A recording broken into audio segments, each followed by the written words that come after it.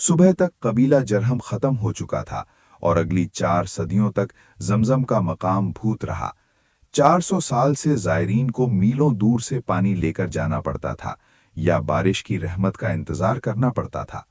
कुएं की याद एक नज्म से ज्यादा कुछ नहीं बन गई, एक अफसाना जो दादा ने पोते पोतियों को सुनाया था, एक आदमी के आने तक। हज़रत मोहम्मद सल्लल्लाहु अलैहि वसल्लम के दादा अब्दुल मुत्तलिब एक गहरे ईमान वाले आदमी थे। जैसे हुज्जाज की खिदमत करते थे और वो हर एक के लिए पानी की ज़रूरत को दिल की गहराइयों से महसूस करते थे। एक रात जब अब्दुल मुत्तलिब खाना काबा में सो रहे थे तो ख्वाब में आवाज़ आई, तैयबा खोदो। वो परेशान होकर उठा और सोचने लगा कि ये क्या है। अगली रात उसके ख्वाब में फिर आवाज़ आई, 12 खोदो।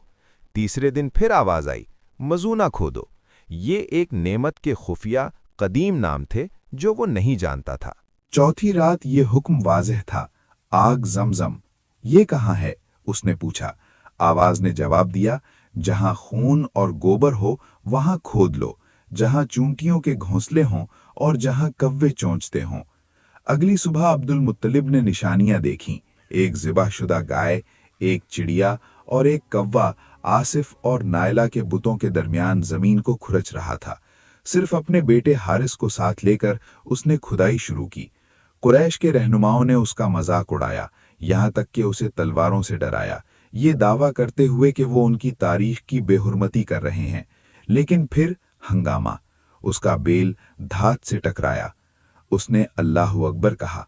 उसने सदियों पहले दफन सोने का हिरन और 7 तलवारें निकालीं और खजाने के नीचे की जमीन रोने लगी। ठंडा मीठा मौजज़ाती पानी सतह पर बुलबुला है। 400 साल पुराना राज फाश हो गया।